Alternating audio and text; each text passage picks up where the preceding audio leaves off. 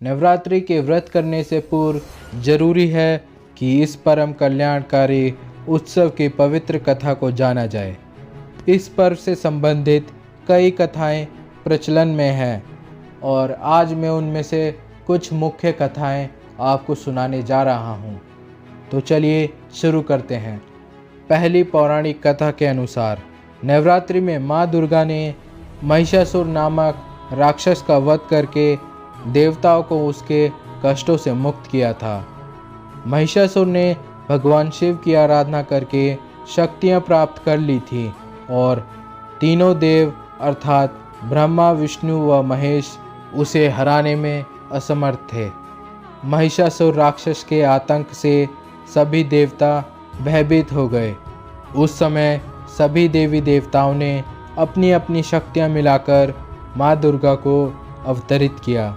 अनेक शक्तियों के तेज से जन्मी माँ दुर्गा ने महिषासुर का वध करके सबके कष्टों को दूर किया। दूसरी कथा के अनुसार एक नगर में एक ब्राह्मण रहता था। वह माँ भगवती का परम भक्त था। उसकी एक कन्या थी। ब्राह्मण नियम पूर्वक प्रतिदिन माँ दुर्गा की आराधना करता था और यज्ञ किया करता था।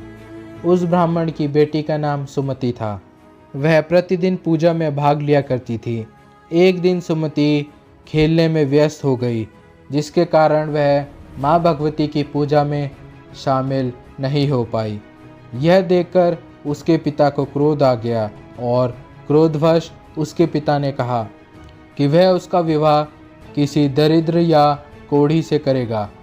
पिता की ऐसी बातें सुनकर बेटी को बड़ा दुख हुआ और उसने पिता के द्वारा क्रोध में कही गई बातों को सहर्ष स्वीकार किया।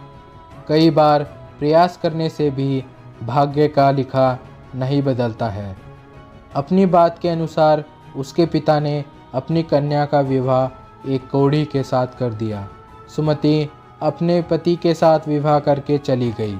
उसके पति का घर ना होने के कारण उसे वन में घास के आसन पर रात बितानी पड़ी। गरीब कन्या की यह दशा देखकर माता भगवती उसके द्वारा पिछले जन्म में की गई उसके पुण्यों के प्रभाव से प्रकट हुई और सुमति से बोली, हे कन्या, मैं तुम पर प्रसन्न हूँ। मैं तुम्हें कुछ देना चाहती हूँ। मांगो, क्या मांगती हो? इस पर सुमति ने उनसे पूछा कि आप मेरी किस बात पर प्रसन्न हैं? उस कन्या की यह बात सुनकर देवी कहने लगी, मैं तुम पर तुम्हारे पूर्व जन्म के तुम्हारे पुण्यों के प्रभाव से प्रसन्न हूँ। तुम पूर्व जन्म में भील की पतिव्रता स्त्री थी। एक दिन तुम्हारे पति भील द्वारा चोरी करने के कारण तुम दोनों को सिपाहियों ने पकड़कर जेल खाने में कैद कर दिया था। उन लोगों ने तुम्हें और तुम्हारे पति को भोजन नहीं दिया। इस प्रकार नवरात्रों के दिनों में ना तो कुछ खाया और ना ही जल पिया। इसलिए 9 दिन तक नवरात्र व्रत का फल तुम्हें प्राप्त हुआ।